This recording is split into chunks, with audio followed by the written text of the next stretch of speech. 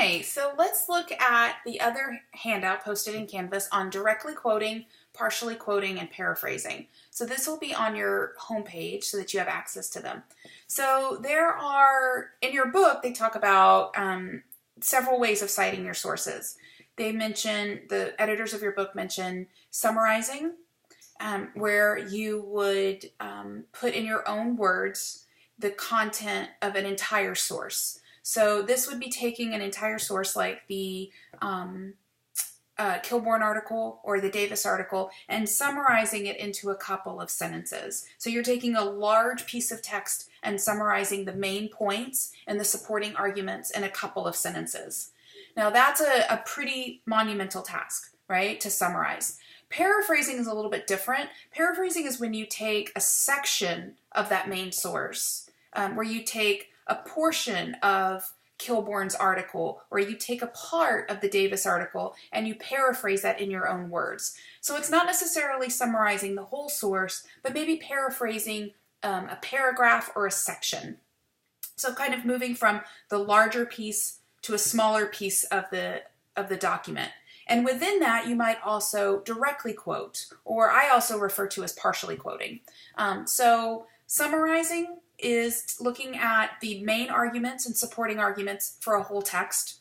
Partially quoting, not partially quoting, paraphrasing is looking at maybe a section of that text and putting it in your own words. And then directly quoting is pulling out a sentence and putting that in your text word for word. If you didn't want to put the whole sentence, you would partially quote. And so if you'll look in Canvas, there are some examples to illustrate what that looks like. So a direct quote are complete sentences that are taken word for word from the source. So if you'll notice in the first example, in Letter from a Birmingham Jail, King states, and then there's the quote, that's the complete sentence. Now, one of the things that you want to keep in mind is that if you'll notice at the beginning of the sentence there, it says, in a letter from a Birmingham jail, King states. The book refers to that as a signal phrase. Sometimes you might also have heard that being called as a speaker tag. But it's really important when you have a quote, especially a direct quote or even a paraphrase, that you include a signal phrase or a speaker tag to let your reader know what source this comes from. And if you'll also notice at the end of the quote, there's a page number. The page number is really important to make sure your reader knows where you found that from, or where you found that sentence. Now, if you're using an online source, you may not have a page number, and that's okay. But that's another example of why it's really important that you have the speaker tag at the beginning of the sentence, of the quotation. Now, if you don't have a speaker tag, and maybe you've woven in the paraphrase, or you've woven in the quote into your own sentences through blending, and it's not a direct quote, but you're partially quoting, then maybe your citation at the end has the author's last name and the page number. Or if it's an online source, just the author's last name. So if you'll notice under partially quoting, there's an example. In Tan's essay, Mother Tongue, Tan states that, quote, people in department stores, at banks, and at restaurants did not take her seriously, did not give her good service, and pretended not to understand her, or even as it acted as if they did not hear her. Now, if you'll notice, that's a part of a sentence, but it's not the entire complete sentence. There's some parts at the beginning that were cut out. And there's another example below that. Now, the reason a partial quote is really effective is that a partial quote allows you to cut out excess words or material that maybe distracts the reader or kind of goes off topic. So if you'll notice under the couple of points, you want to make sure that you have a signal phrase or a speaker tag, whether it's a direct quote or a partial quote or even a paraphrase, to make sure it's clear where that information came from. In regard to direct quotes, you really want to use them sparingly. So if you can paraphrase and partially quote, you want to go with that. Often direct quotes are longer than what's necessary, and sometimes they contain extra words or material that really isn't germane to your discussion, and it can lead the reader off target or off track. And so sometimes it's better to have a partial quote than a direct quote.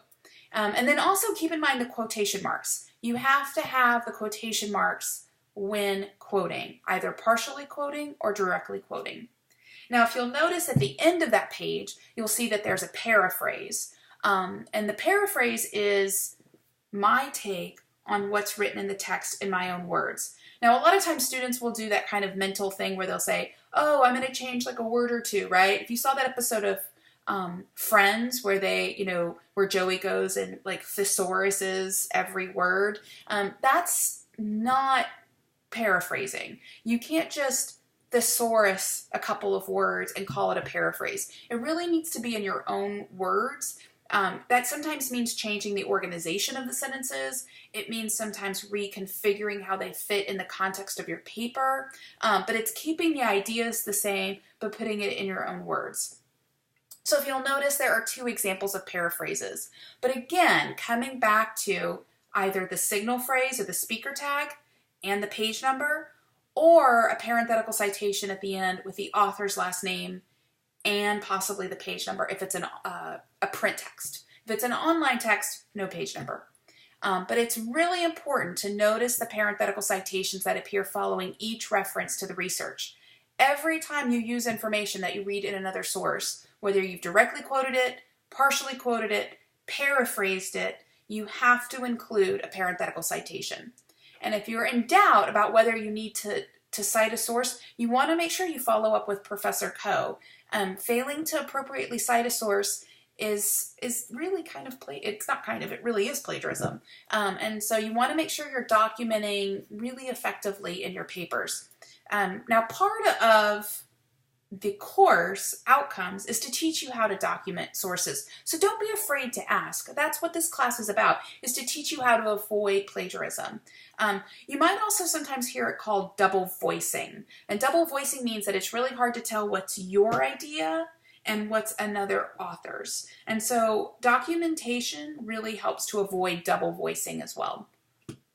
So if you have any questions about whether you've cited a source correctly or whether you need a parenthetical citation or a speaker tag or quotation marks or whether you've paraphrased accurately, be sure to follow up with your instructor and get clarification. That's what we're here for. We're here to help. All right?